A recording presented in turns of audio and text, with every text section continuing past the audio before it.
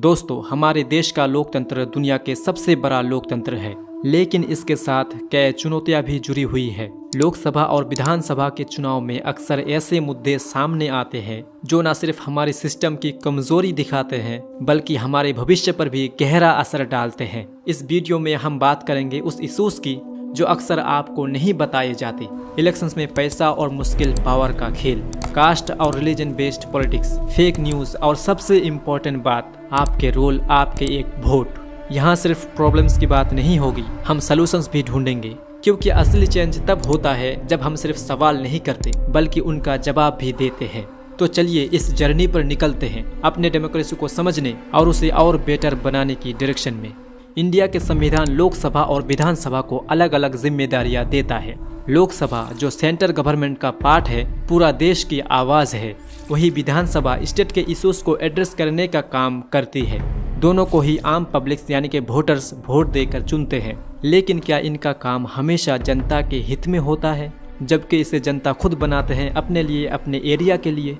Election commission के मुताबिक हर 5 साल में होने वाले ये इलेक्शंस डेमोक्रेसी का सबसे बड़ा उत्सव है। लेकिन क्या हमने कभी सोचा है कि वोटिंग प्रोसेस में इम्प्रूवमेंट की कितनी ज़रूरत है? फॉर एग्जाम्पल्स, ईवीएम पर सवाल उठते रहते हैं, कई बार एलिगेंस लगते हैं कि ये मशीन हैक हो सकती है। 2019 के इलेक्शंस में लगभग 20% ईवीएम्स डिफेक्टिव पाई गई थी। तो क्या हमें बैलेट पेपर सिस्टम पर वापस जाना चाहिए? आज इलेक्शंस में जीतने के लिए पैसा और पावर का खेल कॉमन हो गया है। एडीआर की रिपोर्ट के मुताबिक 2019 के लोकसभा इलेक्शन में 90% एमपीज करोड़पति थे। ऐसे में सवाल उठता है कि क्या गरीब और मिडिल क्लास लोग लीडर बन सकते हैं? भारत में वोटिंग परसेंटेज अक्सर 60-70% के बीच रहता है, लेकिन कई बार बड़ा शहरों में ये 50% से भी कम हो जाते हैं। क्यों कोई एडुकेटेड लोग वोट देने नहीं जाते? और अगर जाते हैं तो क्या सही कैंडिडेट चूज नहीं करते हैं? भारतीय पार्लियामेंट में महिलाओं का प्रतिनिधित्व सिर्फ 14% है, जबकि पॉपुलेशन में उनका हिस्सा 50% है। क्या हमें 33% महिलाओं के रिजर्वेशन बिल को पास करने की जरूरत नहीं है? इलेक्शन कैंपेनिंग में सोशल मीडिया का बड़ा योगदान है, लेकिन क्या ये मीडिया हमेशा न्यूट्रल रहता है या ये पेड न्यूज़ और फेक न्यूज़ का एजेंडा बना चुका है? 2024 के इलेक्शंस में लगभग 40,000 रुपीस कैंपेनिंग्स पर खर्च किया गया। क्या ये पैसा सही जगह इस्तेमाल हो रहा है? इलेक्शंस में कास्ट और रिलीजन का यूज कोई नया बात नहीं है, लेकिन क्या ये डेमोक्रेसी को वीक कर रहा है? 2017 के उत्तर प्रदेश इलेक्शंस में लगभग 60% कैंडिडेट्स ने अपने कास्ट को प्राइमरी इंपॉर्टेंस दी। एडीआर की रिपोर्ट के मुताबिक 2019 में 43% एमपीज पर क्रिमिनल का केस था। इनमें से कई गंभीर आरोप जैसे हत्या और बलात्कार शामिल है। तो क्या हमारे कानून दागी नेताओं को रोकने में फेल हो रहा है? जनता हर इलेक्शन में बेटर गवर्नमेंट की उम्मीद करती है, लेकिन क्या प्रॉमिस हमेशा पूरा होता है? जैसा कि 2014 में अच्छे दिन का प्रॉमिस किया गया था, क्या ये प्रॉमिस फुलफिल हुआ? जनता को ये समझाना होगा कि लोकसभा और विधानसभा की रिस्पॉन्सिबिलिटी अलग है और लीडर्स को अकाउंटेबल बनाने के लिए उनसे सवाल पूछना ज़रूरी है। सोचिए, एक गाँव में 2 भाई रहते हैं। एक भाई पूरे परिवार का ख्याल रखता है और दूसरा घर के अंदर के मामले संभालते हैं। अगर दोनों अपना काम ठीक से करें तो घर बहुत ही खुशहाल रहेगा, लेकिन अगर एक भाई अपना काम नहीं कर पाते हैं, फेल हो जाते हैं, तो ऑब्वियसली घर के प्रॉब्लम्स बढ़ जाएगी। बिल्कुल ऐसे ही लोकसभा और विधानसभा की अलग अलग जिम्मेदारियां हैं जो हमें समझनी होगी और अपने लीडर से इनका हिसाब लेना होगा। इलेक्शंस को ट्रांसपेरेंट बनाने के लिए न्यू टेक्नोलॉजीज का यूज होना चाहिए। इलेक्शन कमीशन को ईवीएम के रिलेटिव इम्प्रूव करते रहना चाहिए और बैलेट पेपर पर डिस्कस भी जरूरी है, क्योंकि ये ईवीएम का टेक्नोलॉजी जिसने दिया है वो खुद बैलेट पेपर सिस्टम पर है। इमेजिन कीजिए कि आप एक एटीएम से पैसे निकाल रहे हैं और आप 5,000 रुपये वहाँ से निकाल भी लिए। आपके मोबाइल में एसएमएस आ गया कि आपके 5,000 रुपये अकाउंट से कट हो गया, एटीएम से निकाल लिया गया। लेकिन जब आप पैसे गिनने लगते हैं तो आपको पता चलते हैं कि ये तो सिर्फ 4500 रुपये हैं। तो क्या आप दोबारा से उस एटीएम पर ट्रस्ट कर सकते हैं? बिल्कुल ऐसे ही वोटिंग प्रोसेस में पब्लिक का ट्रस्ट होना सबसे इम्पोर्टेंट है। इलेक्शन कमीशन से हमें सवाल पूछना होगा कि वोटिंग सिस्टम को रियलेबल बनाने के लिए वो क्या कर रहे हैं, और हमें भी अपने राइट्स के लिए अवेयर रहना होगा। आपने कभी सोचा है कि आपके मोहल्ले का सबसे अमीर आदमी हमेशा सरपंच क्यों बनता है? क्योंकि पैसा इलेक्शन जिताने में बड़ा रोल प्ले करता है। लेकिन हमें देखना होगा कि क्या ये सच में अपने काम के लिए सही है या सिर्फ पैसों की वजह से जीतता है। अपने लीडर्स के बैकग्राउंड चेक करना है और ADR जैसे इंस्टीट्यूशन का सपोर्ट लेना हम सब का फर्ज है।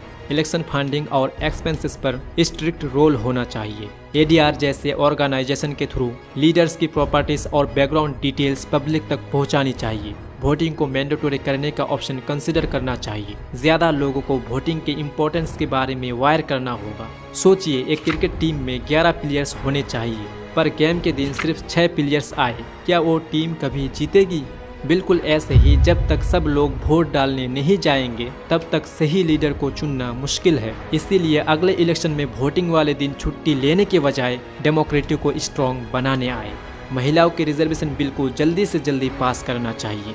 महिलाओं को राजनीतिक में सक्रिय रूप से भाग लेने के लिए प्रोत्साहित करना चाहिए। आपने सुना होगा कि घर की लक्ष्मी घर को रोशन करती है। अगर पार्लियामेंट्स में भी वोमेन्स को इक्वल चांसेस दिया जाए तो हमारा देश और आगे बढ़ेगा। हमें इंश्योर करना होगा कि हमारी बेटियां और हमारी बहनें भी डिसीजन मेकिंग का पार्ट बन सके। पेड न्यूज और फेक न्यूज को कंट्रोल करने के लिए स्ट्रिक्ट लॉस बनानी चाहिए। इलेक्शन कैंपेनिंग्स के एक्सपेंसेस लिमिटेड करने चाहिए। सोचिए, अगर आपके फेवरेट मूवी का ट्रेलर आपको धोखा दे और मूवी कुछ और ही निकले, कई ऐप द्वारा उस प्रोडक्शन हाउस पर ट्रस्ट रखेंगे। बिल्कुल ऐसे ही मीडिया और कैंपेनिंग्स का सच जानना जरूरी है। हमें पूछना होगा कि जो पैसा कैंपेनिंग में खर्च हो रहा है वो देश के डेवलपमेंट में क्यों नहीं लग रहा। लीडर्स को कास्ट और रिलीजन से ऊपर उठकर डेवलपमेंट की बात करनी चाहिए। पब्लिक को समझना होगा कि कास्ट और रिलीजन के बेसिस पर वोट डालना उनके फ्यूचर के लिए हार्मफुल हो सकता है। सोचिए, एक किसान सिर्फ अपने खेत की मिट्टी को देखता रहे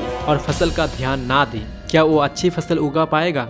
बिल्कुल ऐसे ही अगर हम कास्ट और रिलीजन के नाम पर वोट करेंगे तो डेवलपमेंट की फसल कभी नहीं उगेगी। हमें लीडर्स को उनके काम के बेसिस पर जज करना होगा, ना कि उनकी कास्ट पर। क्रिमिनल बैकग्राउंड वाले कैंडिडेट्स को इलेक्शन लड़ने पर बैन लगना चाहिए। पब्लिक को ऐसे कैंडिडेट्स के खिलाफ वायर करना होगा। अपने घर के सिक्योरिटी के लिए आप एक चोर को हायर करोगे? बिल्कुल नहीं। फिर हम अपने पार्लियामेंट में ऐसे लोग क्यों भेजते हैं जिनके ऊपर सीरियस चार्जेस है? हमें क्लीन इमेज वाले कैंडिडेट्स को सपोर्ट करना होगा और दागी लीडर्स को रिजेक्ट करना होगा। सोचिए, आपके एक दोस्त हमेशा वादा करते हैं कि वो आपकी हेल्प करेगा, लेकिन कभी नहीं करता। क्या आप उस पर ट्रस्ट करेंगे? बिल्कुल ऐसे ही हमें अपने लीडर से पूछना होगा कि जो वो वादा किया था क्या वो पूरा किया, और अगले इलेक्शन में सोच समझकर वोट करना होगा। लोकसभा और विधानसभा भारत की लोकतंत्र की ताकत है, लेकिन इन्हें बेहतर बनाने के लिए हमें अपनी सोच को बदलनी होगी। हमें जागरूक होना होगा, सही उम्मीदवार चुनना होगा और ये सुनिश्चित करना होगा कि हमारे नेता हमारे देश के लिए काम करें, ना कि अपने पर्सनल इंटरेस्ट के लिए। लेकिन अब जिम्मेदारी हमारी है कि हम सिर्फ सवाल ना पूछें बल्कि सॉल्यूशंस पर एक्शन भी करें। याद रखिए, देश हमसे बनता है और हमारा एक वोट इसे बदल सकता है। तो दोस्तों, ये थी आज की डॉक्यूमेंट्री। इसे ज्यादा से ज्यादा शेयर करें ताकि हर कोई जान सके कि हमारे डेमोक्रेसी कैसे काम करता है और इसे बेटर बनाने के लिए हम क्या कर सकते हैं।